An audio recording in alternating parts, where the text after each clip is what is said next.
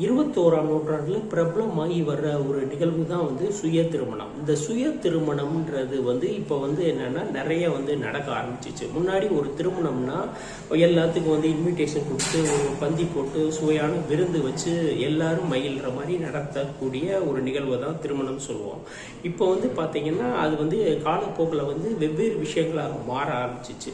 மக்களுடைய மனங்களில் பலவிதமான மாற்றங்கள் ஏற்பட ஆரம்பிச்சிச்சு. அதனால இன்னைக்கு சுய திருமணங்கள் கொஞ்சம் அதிகமாகிட்டு போய்கிட்டு இருக்கு. 2014 இங்கிலாந்தை சேர்ந்த ஒரு பெண் சுய திருமணம் செஞ்சாங்க. 2017 இத்தாலியை சேர்ந்த ஒரு பெண் சுய திருமணம் பண்ணாங்க. 2021 பிரான்ஸை சேர்ந்த ஒரு பெண் சுய திருமணம் பண்ணாங்க.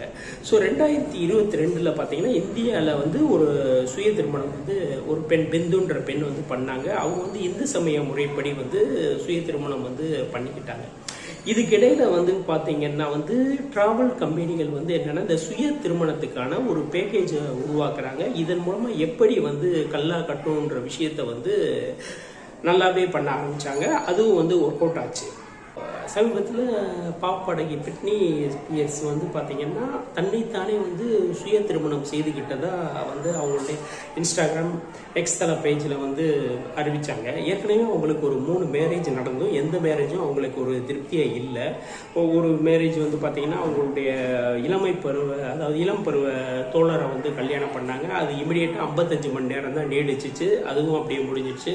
அடுத்து பண்ண கல்யாணம் தெரியும், அதுக்கு அடுத்த கல்யாணம் எதுவுமே அவங்களுக்கு நிற்கலை. இதுக்கிடையில் அவங்களுக்கு என்னென்னா பலவிதமான உறவுகள் இருந்துச்சு. ஆனால் அதையெல்லாம் விட்டுட்டு இப்போ தன்னைத்தானே திருமணம் செய்துக்கிட்டாங்க. இது ஒரு புத்திசாலித்தனமான ஒரு முடிவு அப்படின்ற மாதிரி சொல்லியிருக்காங்க.